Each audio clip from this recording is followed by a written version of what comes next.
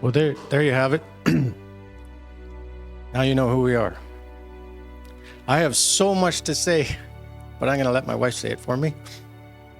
It'll be more understandable that way. And she has the notes. But yeah, recent, he says, doesn't seem quite right anymore. It was actually in January. And if you guys remember, on January 16th was a beautiful day until about 6 o'clock. And that was the day that we were supposed to go to an airport. And we had the most, in fact, I'm not even sure how to say it. We had everybody over for supper because we were leaving that night. And I think it took Jen's parents 2 hours to drive for a half an hour to get home that night. And we were headed for an airport. And man, if you believe that the devil can slow something down, I felt that way that night as we were driving to an airport in what seemed like holding a piece of paper in front of your face. And you went by, no, that's the ditch. Nope, that's the ditch. Nope, that's the ditch. And back and forth we went. And we got there. God took us there, and we got there safely. And it was a huge sigh of relief until we got up to the counter, and he said, "You need your vaccination certificates." And I said, "I don't have one." And my wife said, "No, we don't."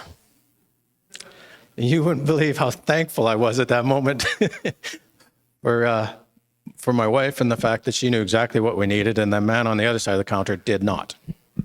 So we straightened that situation out. That is kind of how things started as far as traveling. But let's go back a little further. Those of you who know, my mom remarried after my father died to a man that was involved in missions all his life. Don Scott was his name. And you sit down. Pretty that way. He had 4 children, and one of his daughters was involved in missions and has been for many, many years of their life, raised most of their family in Africa, in the Malawi area, in different places. And because of Don and his kids and our families growing together through the marriage of my mom and him, we got to know each other. And to be honest, we'd known each other all our lives because they had been part of lives just circumstantially way back when. It was in 2021, 22, that Laura Lee and Scott, is her husband's name, came to us and said, "We have an idea." I said, "Okay. We would like to bring over a farming family from Canada and bring them to where we live, and we have no idea what this is going to look like," was basically what they said to us. And we said, "Okay." And so through about 3 years of, "You'll go next January," actually we're going to delay it a year, and a little bit of COVID playing some mess in there, and then my stepdad's illness taking place and his death, we ended up going this year instead. But God had a plan, and it was huge, and that is how this all came about. And through those years, we saw something which was an idea on paper to come to fruition, and get added to and added to and added to. And what we did when we went there was, sometimes it's very hard to explain, but we went to be a love and to walk alongside a group of farmers that had been chosen to try to do things differently, to get out of their nutshell of what farming looks like in Africa. And we came alongside them, and we met them, and we just walked with them for a while, for 2 weeks while we were there, and became close to them. And we'll show you a little bit more of what that looks like. But that's an elephant. We got to go to a game park. We are literally standing about 50 feet away from that, not standing, sitting on a Jeep. But that's amazing, by the way. So I'm going to give this to you because, can I give this to you for a while? You're going to be able to tell really easily that this really wasn't rehearsed. And that when I make notes, there's arrows and circles, and I can follow the path, and they can't. But one of the things that we wanted to do is kind of break our time there into kind of two separate sections. So Kent kind of already alluded to the fact that we went for this particular project. So we were invited for a purpose. And really, it was because the community that Scott and Laura live in is agricultural. And we'll talk a little bit about where they live and what they do. But, you know, people come, missionaries. They've never in their lifetime had a farmer. And one of the great tragedies about Malawi is there's just this sense, and it kind of actually reminds me in the Bible when they say nothing good comes from Nazareth. I can 100% say that a Malawian would say nothing good comes from Malawi. There's no industry. There is no tourism. There is no exports. They create absolutely zero value for anything. There's almost no foreign investment.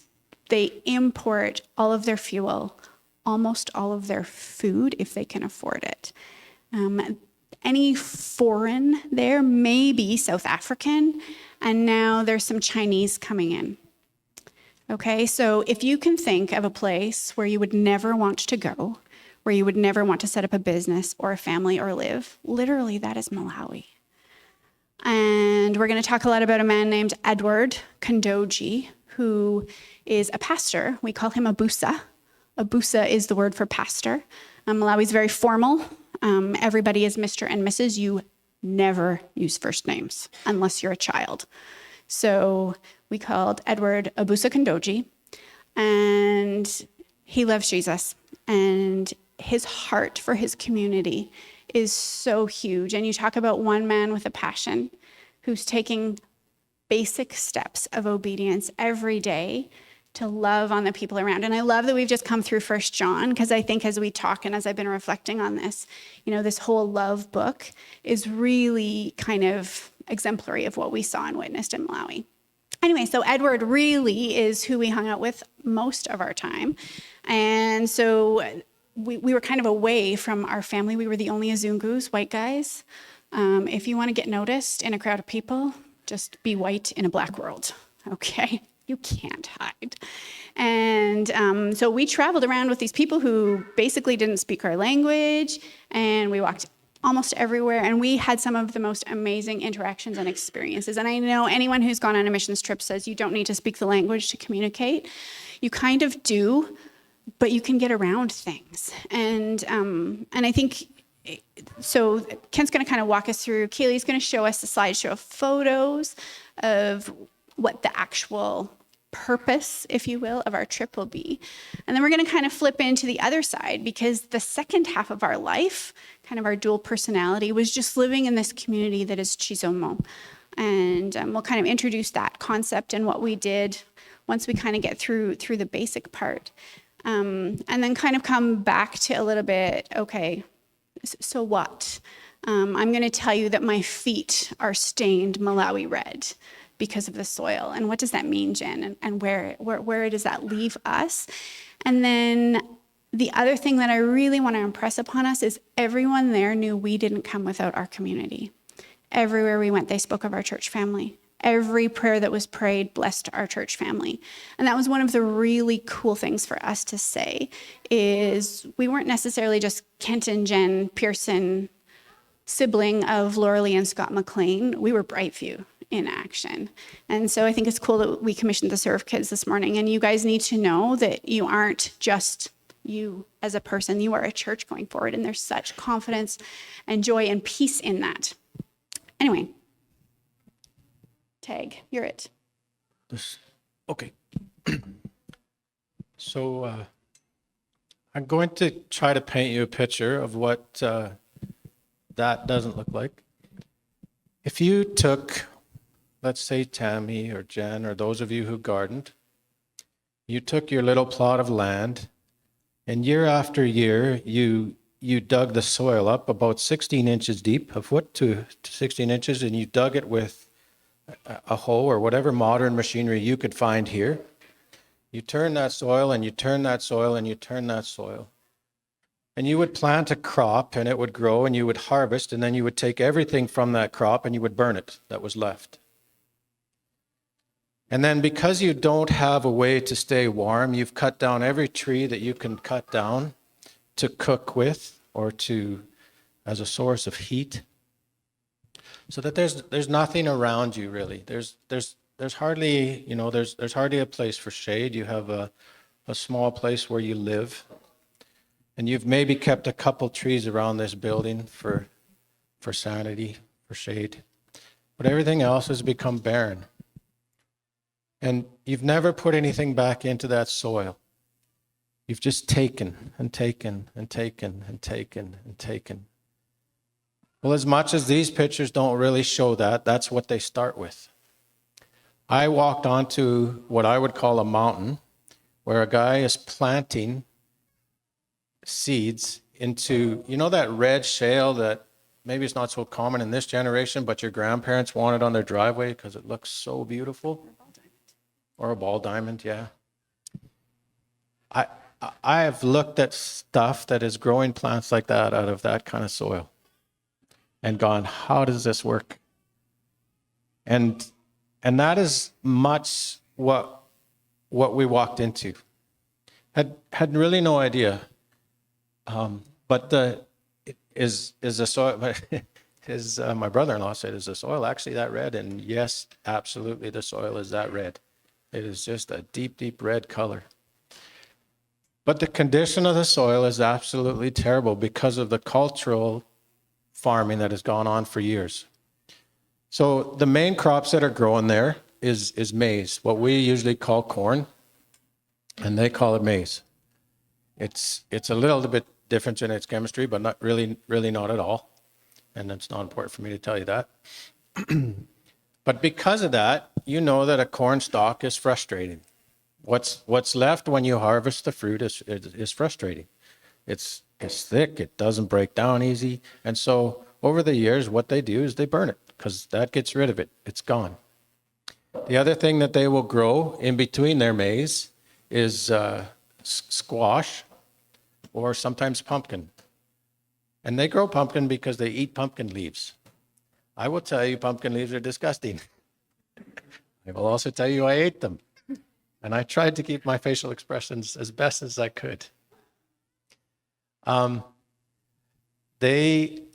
crop they will grow, they call them ground nuts. They're peanuts. They call them ground nuts. And they're just low vegetation on the ground. And they will grow that crop as an alternative to growing maize, not usually intermixed. The squash and the pumpkin, they'll just grow between their maize. The third crop they grow is rice. And they do well on their rice, but only if it rains. So just as in our community and in our lives, if it doesn't rain, things don't do well. The difference over there is, I think we could, when it rains, but when it doesn't, it never does. Now, I think we're starting to feel that way in our own culture.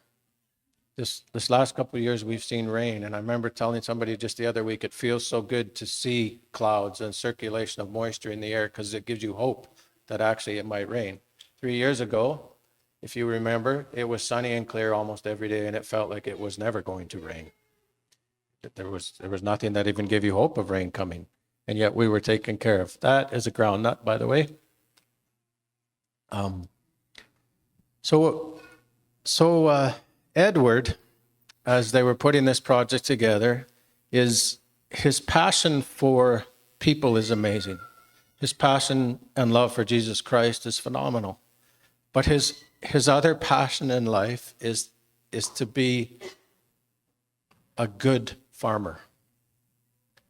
And he has taken that and in his own life said purposefully and very diligently said, I need to change the way I do things. And and it's showing. And in that, he wants to teach others that there's a different way to do things. As Jen said, that you're in a society where the availability of things is horrible. So the idea of, like I go and I purchase my crop inputs is what I call them. So I purchase my seed, or I make seed from what I've got, and then I purchase fertilizer, and I purchase and I purchase and I purchase, and I grow this crop that hopefully will give me enough income to pay back what I purchased and then keep me going for next year. You don't go over there and purchase fertilizer. Is it available? Absolutely. Is it available in abundance? Not at all. Is it affordable? No, not even close. So for the average family over there that lives on next to nothing, and I don't even know how to explain what next to nothing looks like to our culture, it's just shocking. But for them to purchase fertilizer, let alone to purchase seed, is almost impossible in most cases.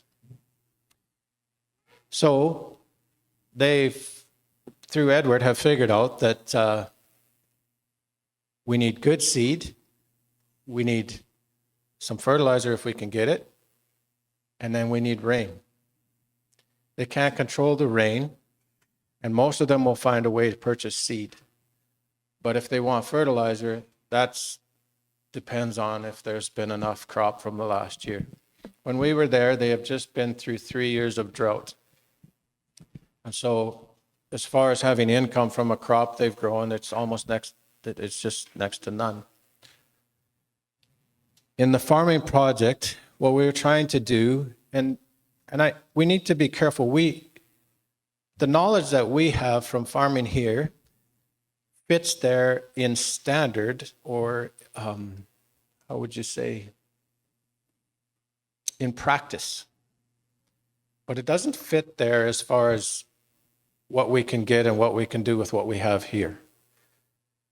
So when we went there, and ahead of time we had come together as a church and supplied them with enough fertilizer and seed for 10 farmers to take care of a half an acre plot.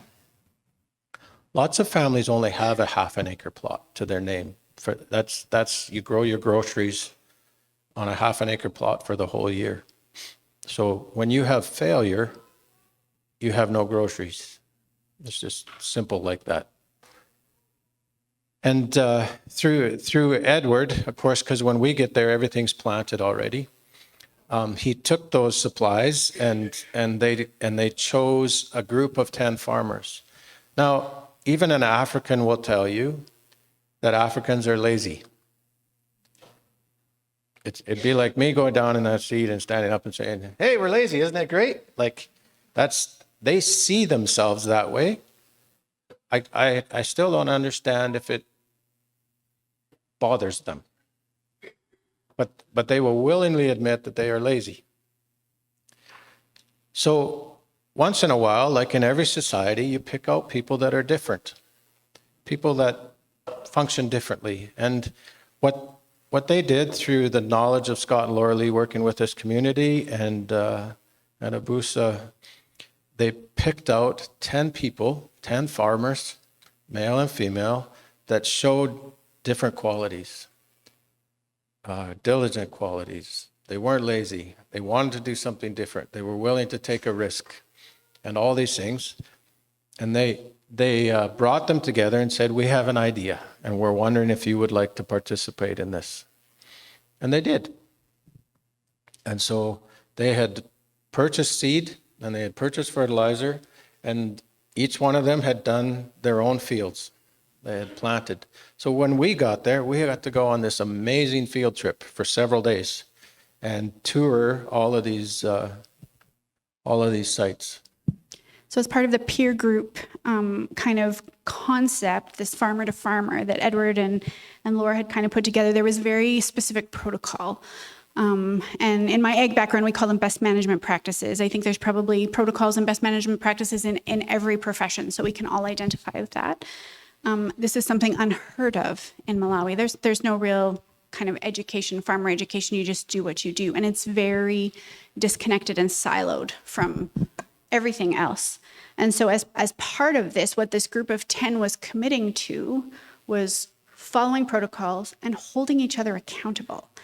And I've been a part of some peer groups. I know even some of you guys here have a few kind of peer groups going on where it's just a safe place to bat around ideas, to see what else happens, kind of to talk through challenges maybe and to share things. But ultimately, the idea is you're raising the level of the water that all the boats are floating on. And so as part of this, Edward was very strict. He's a principal at this school, and so he has very much a teacher mindset. And in some ways, we would call him a bit rigid, even just in his presentation and how he holds his body, how he communicates. And so there's not a lot of room for deviation. And so what Edward did, he's educated, he's taken some ag courses, and he thinks that this is valuable. So the other thing that's kind of underlying is you're a farmer when you have no skills, nothing else to do. And so it's the lowest of the low. Like, you know how we talk about shepherds in the Bible being kind of the lowest of the low? In Malawi, that's the farmer.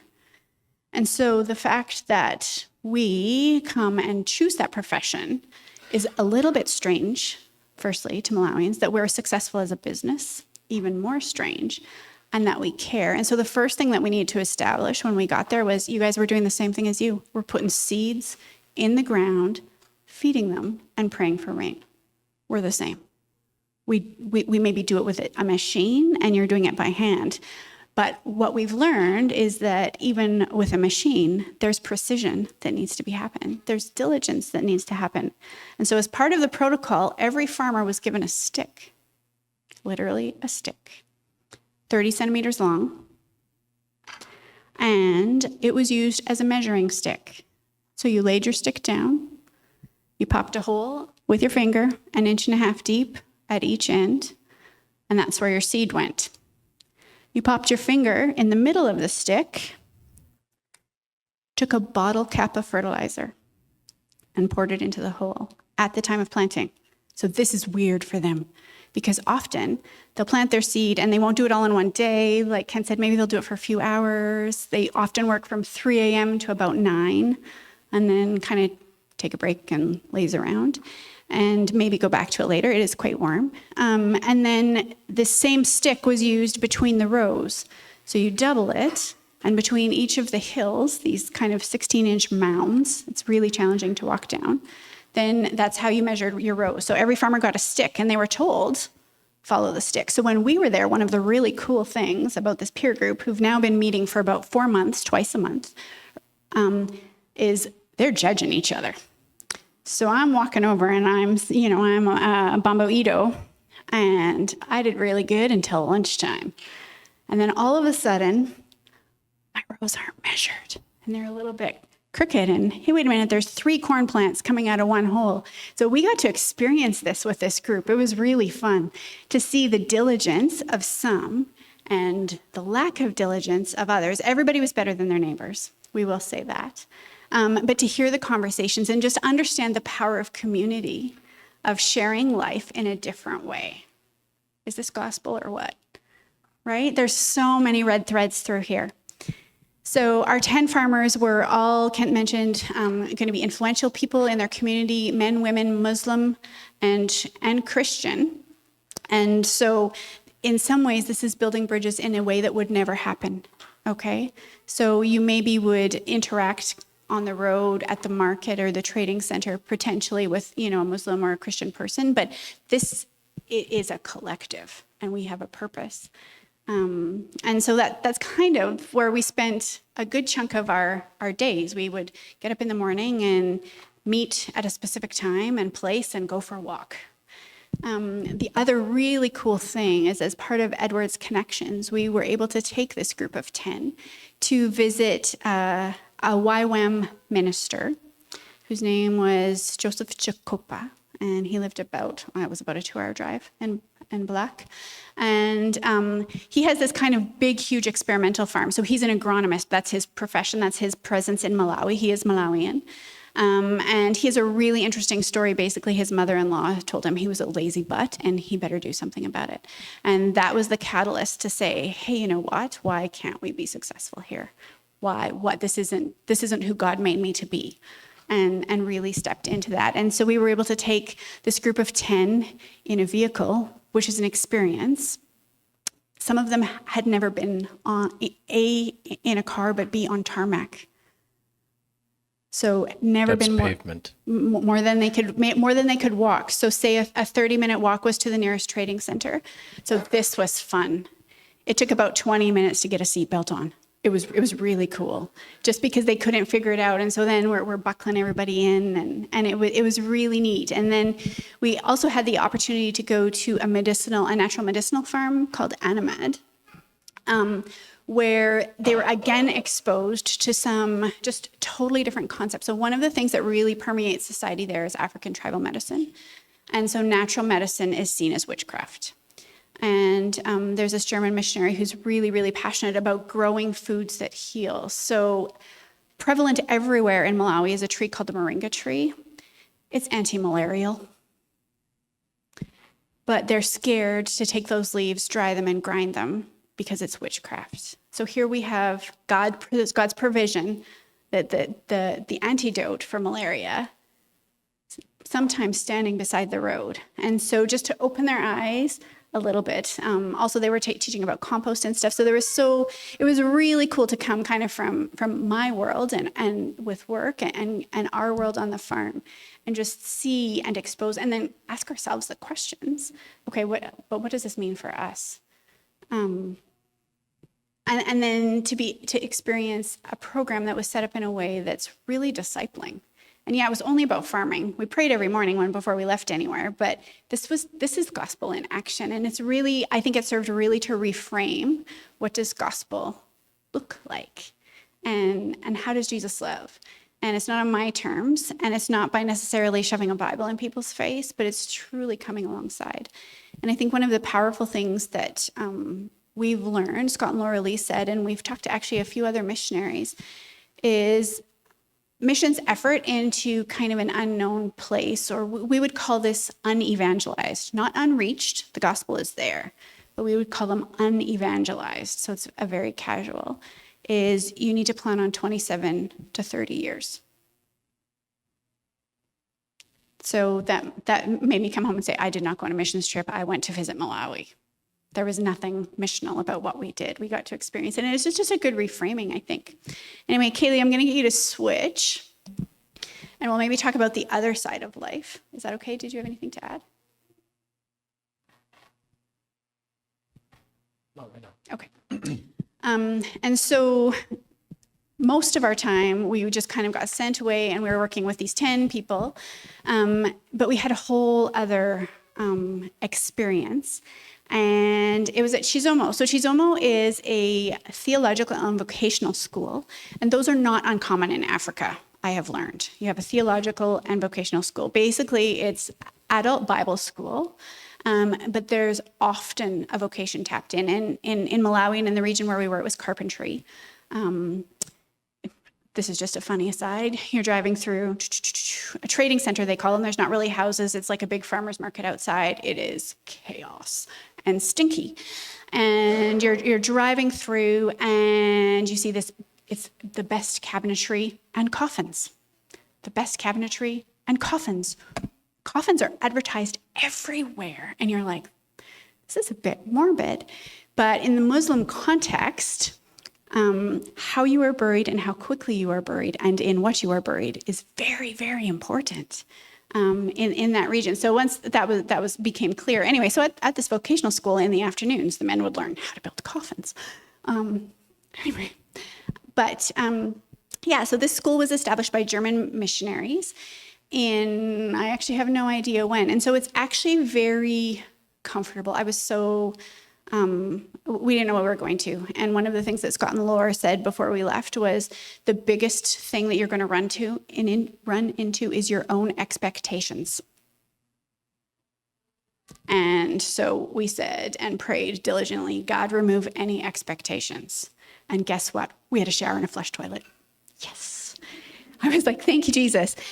So this house, there's 8 teachers' houses, 8 staff who teach at this school. There is 10 houses for families, and those would be student families. And then there is a kind of a bunkhouse, just a really long cement building with a whole bunch of beds in it, where the single students come. They come by application, and the team of teachers screens them. They come from all over Malawi and Mozambique. So we are actually closer to Mozambique than some of the regions of Malawi. And so there are a few people from Mozambique that come. And theological training in the morning, which can include everything from detailed books of the Bible to Old Testament surveys to they were doing systematic theology when we were there. Scott and Laura were teaching systematic theology, which sounds really heavy until you kind of understand the lack of faith even amongst Christians, or lack of understanding biblical knowledge. And then in the afternoon, the women would go off and they would do sometimes some women's classes. And then the men would go to the carpentry shop and make their own tools. So that there was kind of this daily rhythm that we were invited into. So every morning we went to Bible study, which was small group, and I thought it was really, really cool. We were studying the book of John in Chisomo, while the men's small groups were studying the book of John in our living room. And in the other small groups across the church community. There was Wednesday night Bible study that we got to be a part of. We were in staff meetings. And we were just really, really embraced by everybody there. A really, really cool experience, just to kind of get into that daily rhythm. And you know what? It was really comfortable. It was really comfortable. Sawyer was a little bit of a wonder. So we arrived in Malawi we arrived in Chizomo on a Monday. Tuesday morning, Kent and I had a meeting with Edward about the farmer project. And the neighbor kid came over and got Sawyer, and I did not see them for 3 hours. Now, it's one thing to know where your kid is, kind of here, or to say, he went to Connor's house and they're hanging out and doing their thing. When you're one day in Malawi and your kid is the only white kid for 400 miles and he just disappears, it's a little bit unnerving. But he and Nelson came back and they had wandered all over the place and had a great time. And Kent overheard them as they were walking away from the house. Nelson saying to Sawyer in very broken English, but fairly good, Sawyer, people are going to want to talk to you. This is what you're going to say, and this is what they're going to hear. And it was just so neat how even in that scary moment of I'm sending my kid away, God had prepared this other individual to be his friend, to just basket him along. And he did amazing. He went to school one day and got caught in a rainstorm. The high school classes are in English, and they call them standards. Very few kids finish school. And if you want a conversation that will blow your mind, ask me about the education system. Tricia, imagine 120 grade 1 kids and 1 teacher. Yeah, okay. Anyway, and they were talking about Macbeth, and this is just a kind of a story to illustrate some of the differences. And so he's like, Mom, we just finished Macbeth. And we were talking about Macbeth, and we always had kind of a little bit of a debrief at the end of the day. And Mom, that teacher had it so backwards. And when Macbeth is having this dream about Banquo, I think, and he's haunted by him, we learned in Canada that it's guilt. Macbeth is having this dream and seeing this ghost because of guilt. And the Malawian teacher said it was because he didn't bury him in 24 hours. And Sawyer was like quite offended, like, Mom, I need to go and talk to this teacher. But if you take a step back and take a breath, they're Muslim. If you don't bury somebody in 24 hours, you are dishonoring the dead. It was such a great wake-up call for me, even in our faith. When I read the scripture and listen to something, I screen it through my context. And when we were in church in Malawi or in Bible study in Malawi or small group and talking about things that I was like, no, this doesn't make any sense at all. Like, this isn't just talking about don't drink, don't have more than one wife, and don't smoke and you're good. We're talking through John. Like, that's not what being a light means. And to Christians in Malawi, that's the very basic. Being a light means don't drink, don't smoke, only have one wife. Like that's not what Jesus is talking about. This was such a wake-up call for me to say, Jen, you're looking at this through your lens, and God has provided a lens for them. And yes, we need to have, it's the same God. And you know what? He's big enough to correct their misconceptions, and I better ask him to correct mine at the same time. So it was just a beautiful kind of, okay. And I think there were so many of those in Malawi, and which is another reason why we don't call it a mission trip anymore in our house. We call it, okay, let's put a spotlight on your own heart and faith. I feel like I've used a lot of words. Do you want to try some? I can try some words. Okay. A lot of what Jen has been talking about is what life for Scott and Laura Lee look like. So Scott and Laura Lee, I haven't been watching the slides, but there's a big thatched roof house maybe that you've seen. That's actually their home. It looks amazing from the outside. It's very simple, to be quite honest with you, and that's where we were staying. But Scott and Laura are teachers, so they both teach, sometimes together, sometimes separately in this school. And then outside of teaching, they minister to the people in the community. And to give you an idea of Chisomo is it 10 acres? 6 hectares. 6 hectares. I can't remember. Anyway, it's not huge. It's quite small. And from Scott Lorley's house, when you walk out the door, I would walk from about here to the back doors of the auditorium, or whatever you want to call this building we're in. And I walk through underneath the trees, and all of a sudden I'm in, I don't know how to explain it, but a place of paths and brick garden sheds, which are people's homes, and maize and fields. If you have an area that is big enough to stand in, it will be planted with something. There's nothing that that's Scott and Laura Lee's house, and kind of their yard. That is not typical of what I'm saying. This is more typical of what we are, just on the other side of the trees. So those buildings that you see there are maybe 8 by 10, maybe 8 by 8, maybe 8 by 12. Sometimes they have windows, sometimes they don't. Sometimes the windows have glass, most of the time they don't. And that's where they live. If you have a chance to look inside, it's nothing. Your garden sheds are elaborate. These are brick buildings with dirt floors and maybe a bench or a piece of plywood or some pallets that they've found that they sleep on. Sometimes there's 8 people in there. That's their shelter. That's their life. That's normal. And as I was saying, if there's a place that's say 3 feet by 4 feet, there'll be 6 or 7 plants of maize. Every area that can possibly be used is planted to something. Something that was really weird when we stepped off the plane is in my head, I was going to Africa. It's a desert. We arrived in rainy season about 3 weeks after the first rains had came. It was tropical. It was amazing. It was lush. It was green. There was trees. I was just like, this is not the Africa that I expected to see. And so I got my education on that right away. Had I showed up a month before, totally different landscape. You can see for miles. Nothing's green. It is all that red desert sand. And Laura Lee just said, Kent, it's totally different. That's termites.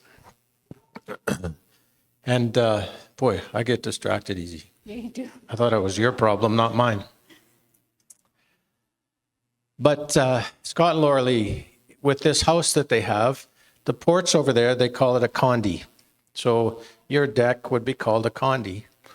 And there is what I would call, in my own words, a condi ministry that happens from their home. And so we spent a lot of time sitting and talking with Scott and Laura Lee just inside the house. And people would just come by, and on their condi, there's a bench, and they would just come by and they would sit down, and you would hear faintly in the background, Amai, Amai. And that is a greeting to Laura Lee, and it's basically just them wanting to know that Amai would be Laura Lee. I'm here, just so you know I'm here, and I would like to talk to you. I watched, as I said, I'm sorry. Scott and Laura Lee are teachers. What I saw on that condi and from the heart of Scott and Laura Lee was totally different than their education, than what God has given them gifts to teach people. The gift there was the gift of the heart. People come in need with what felt like no expectations, and yet sometimes they were. Sometimes they come for food. Sometimes they come for money. They don't usually want money. They want to know if she would employ them. Would you hire me to do your dishes? Would you hire me to mow your lawn? Which is another story. Would you hire me to take care of this flower garden? And all of that because they have a need and they have no way to get it. So if they can get a little bit of money, then they have the ability to. Sometimes it's medical. I think I have malaria and I have no means to help myself. I think I have this. I think I have that. I'm pregnant. And here's something that will astonish you. If you are going to give birth to a child in Malawi and you want to go to the hospital, you must take everything that you need with you. You go, okay, that's fine. Well, I need a pair of clothes and I need this. And I said, no. Everything that you need medically to give birth to that child is your responsibility to take with you. All the hospital is a building for you and a doctor. So to give you an idea of how trapped these people are, like you think that we have it bad, well, we don't. It's just plain and simple, we don't. So we prayed about a couple months ago for a girl that we met there. And I happened to be sitting on the condi. I was trying to fix a fan. Fans are a big deal there. You need fans, apparently. No, you need fans. I can attest to that. And this lady walks up and sits on the bench, and I'm this far away from her. And I just go about my business, and we exchange. I don't do the language very well. And, and she just sits there. And Laura Lee comes out, and Laura Lee calls me over. She says, Kent, I want you to look at this. And she's got a little child strapped to her.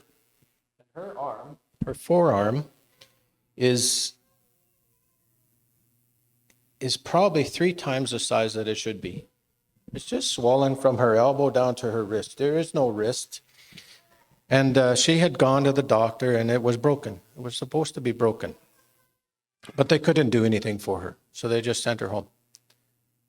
So it'd be like going in the hospital here and they say, oh yeah, your wrist is broken. See ya. We can't help you. For whatever reason, the doctors take care of themselves, not necessarily people over there, especially the African doctors. And so I was broken for this person. Because in my head, this is so simple. Why does he have to be going through this? And so you're just broken. And in light of that situation, which unfolded as we left, because Laura Lee had finally been able to, with Laura Lee's connection, got her to see a European doctor and given her the transportation to get into one of the cities, which was about an hour and a half away from where they are, to find out that this wasn't a break, this was a tumor.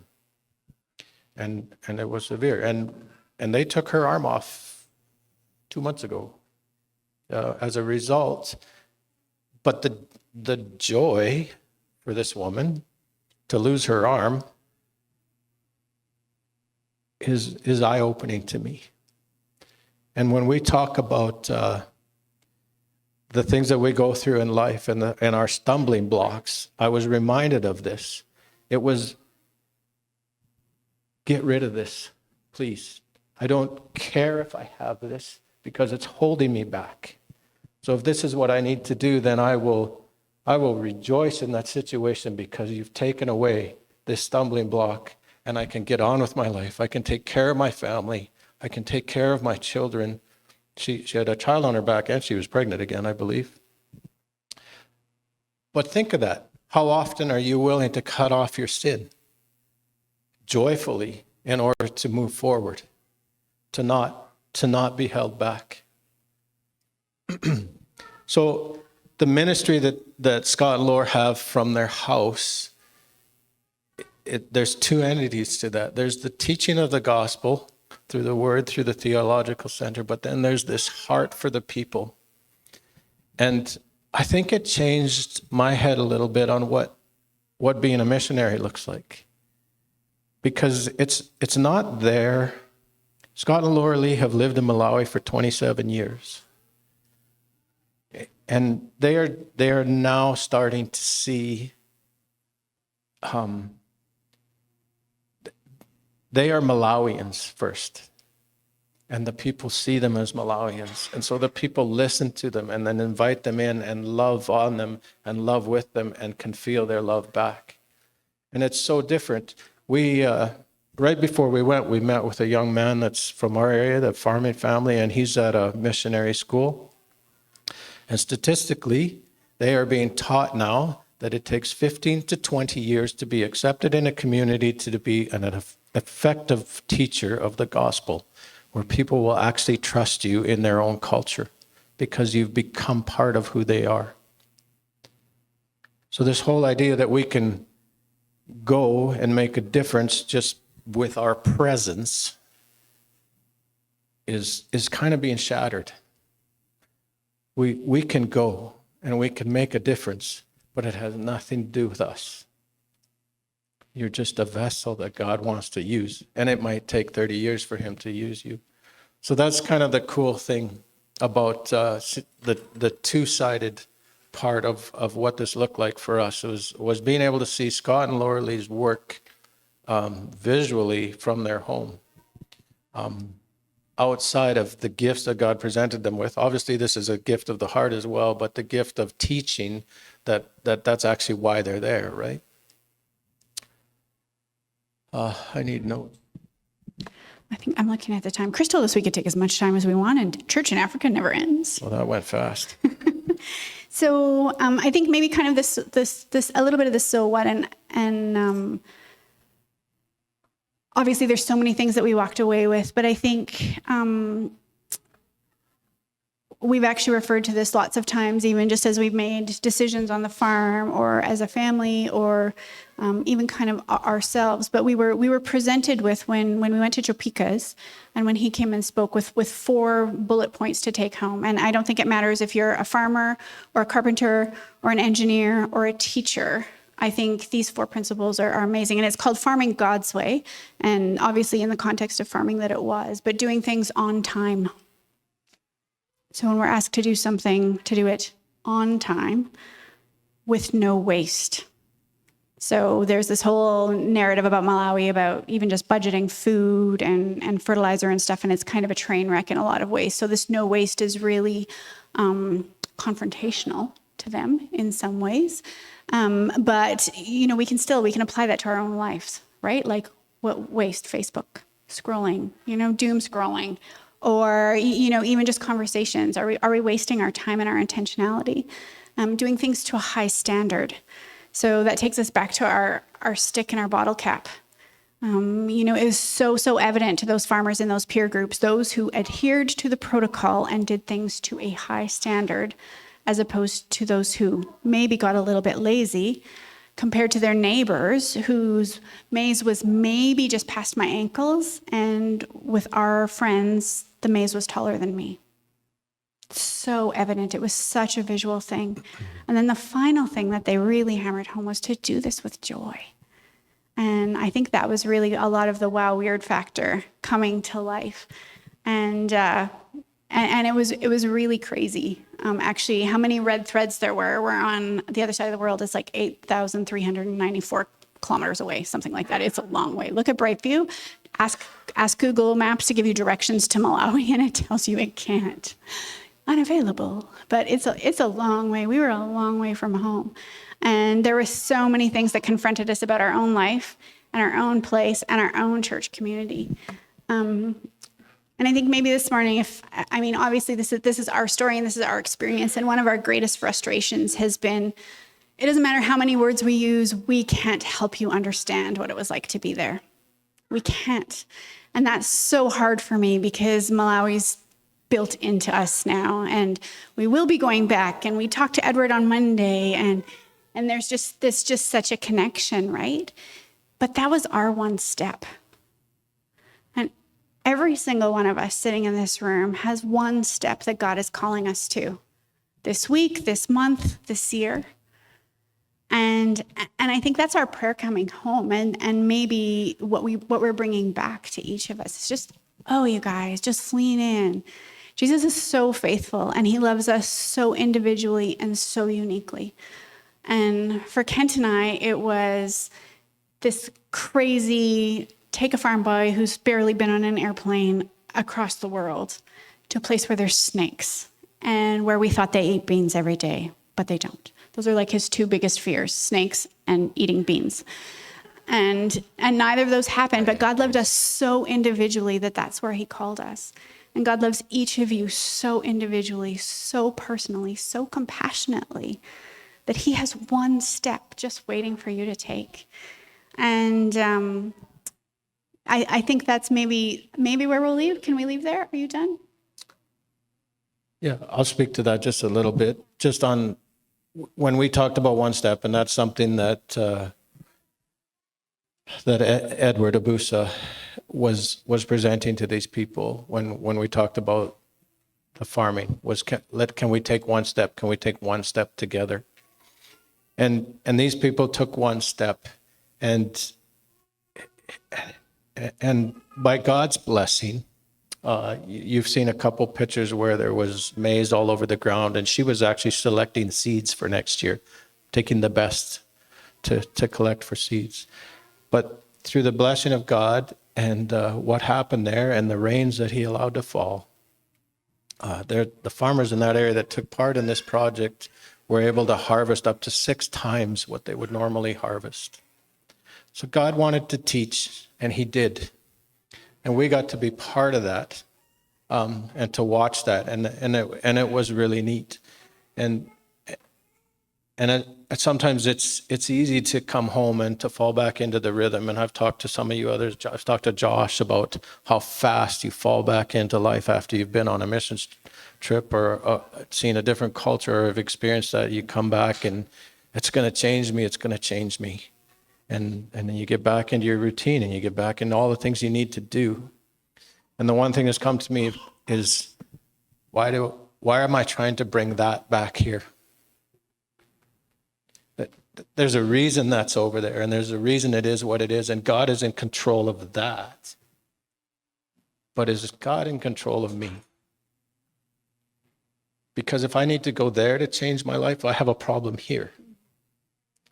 I need to start here. And so when we talk about that one step, what is that one step in your life? And you know what? It's no different over there. There's people that are lost in sin. They struggle with the same things. It's sin. They're just lost. It's the same things. It's the same temptations. It's no different than what you and I do. Does it look different? Sometimes. But when you dissect it, it's the same thing. It's the struggle with sin. And so what's the step? And as Jen just talked about these standards for farming, and you think about how does that work in your life? Are you willing to take a step on time? Are you willing to not waste the opportunity that God has given you? We talk so often about, God, I'm here. You've prepared a place for me. You've prepared this table. Show me what you want me to do. But so often we waste that opportunity, because show me what you want me to do if it fits how I'm feeling right now, if it fits how much courage I might have right now. And so we stumble on those things. And then all of you have things that you love doing and you do them well. Are you willing to do that in your relationship with God? Are you willing to do it well and do it diligently day by day to do it well? Yeah, we're going to stop because we were going to give time for questions. We're not But going we to give time probably for shouldn't do questions. We said this morning on our way to church, we just really wish we could have said, hey, can everybody just grab a coffee? We're all going to sit down and, have a snack together. I'm just going to leave you with one thing. We're all going to speak Chichewa. You only need to know one word when you go to Malawi, and it's zikomo. Zikomo. Zikomo. It means thank you. Literally, it means thank you. But that's all you ever say. You meet somebody on the road, zikomo. You say, hello, zikomo. Goodbye, zikomo. See, you're fluent, zikomo. And I think that's it's thank you, thank you. Thank you for sending, whether you realized it or not. We did not go alone.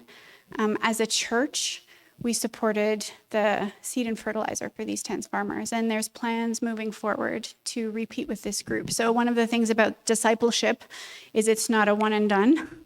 And so they're walking with these people through the next 3 years for sure. And then each of those people are tasked with finding people. How beautiful is that, right? It's Paul's missionary journeys in Malawi. And maybe we'll just pray. You, me? Okay, all right. Oh, God, you are good. And Father, you truly showed us through our visit that your church is global and that I make my world too big in the greater context. Father, thank you for the opportunity to share that with our church family months later, even when we were feeling maybe like it wasn't even relevant anymore. So God, thank you for just making it fresh, both for Kent and I, and kind of just rekindling that in our heart. And God, this morning as we leave, I just want to pray for all of the people sitting here. And God, this week, would you lean in hard? And I pray that we truly can abide in your grace, in your presence.